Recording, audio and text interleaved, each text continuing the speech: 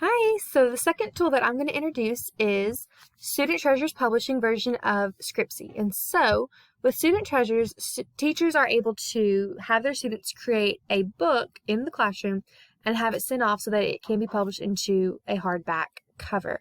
So instead of just sending in paper copies, we talked about doing an online version using the program Scripsi.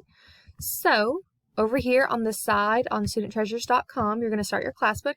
You're going to choose the online kit using Scripsi. How many kits would you like? Just the one. Pick your publishing date and then your contact information. So you'll fill this out and then Student Treasures will email you your username and your password for logging into the Scripsi website.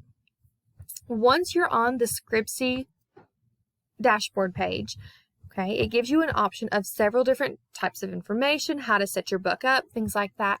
But it also gives you, let me scoot this over just a little bit. It will also give you playlists for step-by-step instructions on how to create the book using Scripsi. So all of these different steps, ultimately, once we've compiled all of the pieces into the online version, we will have the book sent to Student Treasures Publishing, and our online book will become a hardback text.